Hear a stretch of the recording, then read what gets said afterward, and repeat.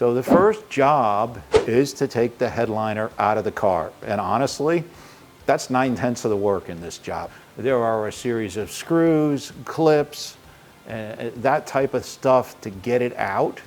You've got to get your sun visors out. In the old days, you had to take the glass out of the windows. So at least with this style of headliner, you don't have to do that anymore. So I'll show you how to do this, but first let's talk a little bit about the tools you're going to need. The first thing you're thinking is, boy, it'd be nice to have some gloves because you're going to use some glue. Throw them away. You cannot use gloves with glue, unfortunately, because the gloves stick to whatever you're doing. So you'll have to wash your hands up afterwards. All right, you're going to need some marking devices.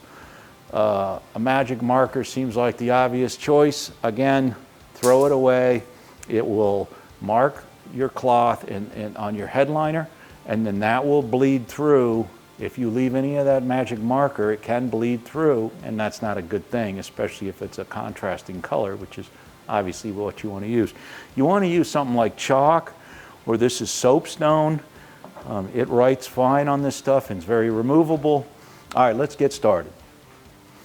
So before we finish working on the top of our car, let's talk about the floors for a second. And what we use here at Classic Motorsports on almost all of our project cars is cocoa mats. They are designed from the original 50s sisal floor mats that were so popular on European cars. They have various styles. They have colors for every kind of car. They have styles that go into the 80s and 90s or a more modern look for a BMW or Porsche from that period.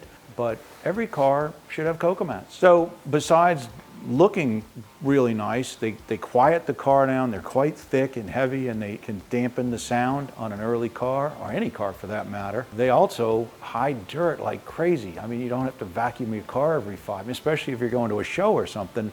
You shake them out quick, but they do a very nice job of hiding dirt.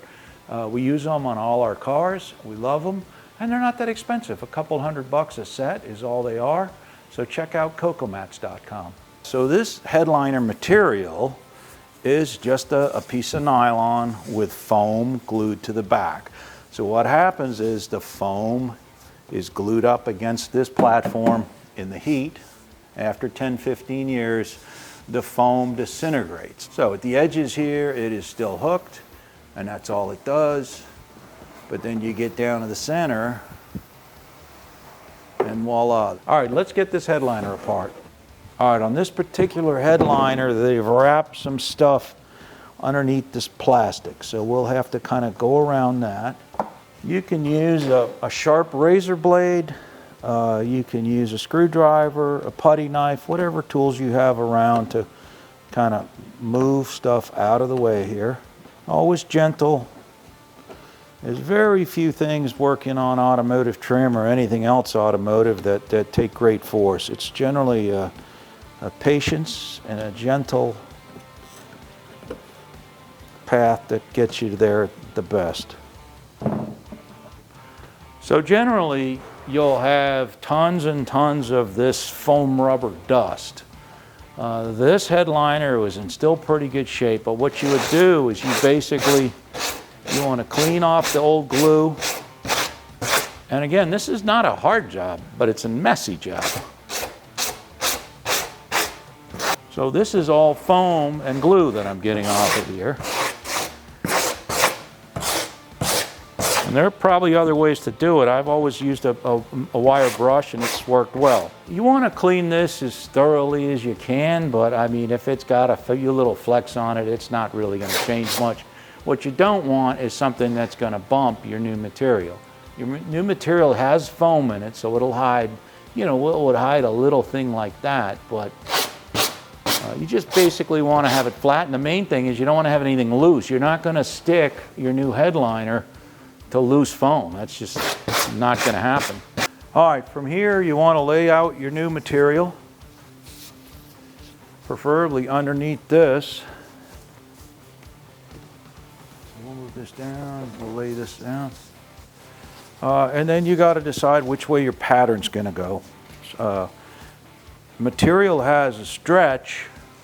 It usually is not both ways. As you can see, this stretches way more this way So the question is it, which would be probably good to have on a side-to-side basis so you can push the headliner out. So we'll run this material this way, but it's always something to consider when messing with material. And what I do is make it a little bigger and then wrap it around and then cut off the edges a little bit. If you cut out this hole and then put the headliner down, and when it glues, you miss it by ½ an inch, it's going to be pretty unsightly. It's easier to go ahead and glue the whole thing down, and then you can put your holes for your visors and your dome light and that kind of stuff in. So I'm making this a little bigger. A little extra generally won't hurt you. You can always cut it off. You're only going to get one shot at this unless you buy more material. So I'd rather have it a little big and come back to it than have it too small. All right, before we get into gluing, there's essentially 3 ways you can do this. You can have a brush on cement. This is a Wellwood, pretty common, available in any hardware store. It works fine, it's just kind of time consuming to brush every bit of both surfaces. You can get a spray-on adhesive, which is better. I don't think it holds as well, but it's certainly easier to use. And then the ultimate is to just get a gallon of upholstery glue at any upholstery supply shop. Most larger towns have them. And just fill a gun. This is supposedly 10 times stronger than either of those two. So we'll go with this. It's not a precise art, so what I'll probably come back in is do the small corners and hard to get at edges. I'll do those with a brush just so I don't make a mess. Once you get glue on both the fiberboard and on the material, you let it dry, you mark your center, put the glue on about half the board and then half the headliner, and then smooth that down, and then you can come back and do the second half. You start in the middle, you carefully work your way out.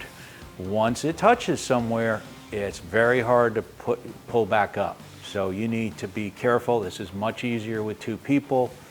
You keep working it, you work it out to the edges, and then glue around the back if it's that type of a headliner, and cut off your edges, and voila, you got a headliner. It didn't cost much, but it's bulwark. And obviously, if you've got a couple people helping you, talk it out in advance what the plan is, whether you're going to go side to side, front to back, and make sure everybody's on the same page. There's a few places where it wraps around, so rather than trying to spray that glue, I just brushed on a little bit by hand afterwards. So we basically got this side done, flipped it over, and then dealt with the back side. So that's probably the right way to do it. And there's no harm in brushing the glue a little bit on the edges. What all the spray gun does is gives you big patches of even glue, theoretically. And you could have cut the holes out off of the old headliner, but that would probably end you up with something off center. It's better to just get the thing down, get it glued on, and then you can open up the hole. These are just holes for the sun visors, so the exact size and shape is not that critical. It has a big plastic piece that covers it. And it's saying this is a dome light hole up at the front here. So overall, I mean, it looks pretty darn good. Installation is essentially the reverse of taking it out. Every headliner is different, yet they're all pretty much the same. There's some hidden clips. Sometimes there's screws, especially underneath your lights and stuff. It depends, but you can either use a shop manual, which probably won't tell you much more than I'm telling you, but basically use some common sense and be careful, go slowly. You don't want to break clips off and ruin the damn thing. If you like this sort of stuff, check out our website, classicmotorsports.com. Like and subscribe to our channel, and thanks for watching. Support brands that support Classic Motorsports. Get your chemical solutions from CRC Industries. Visit crcindustries.com to learn more. If you like this video and want to see more, make sure to hit that subscribe button and like this video. And to see more stories like this, visit us online at classicmotorsports.com.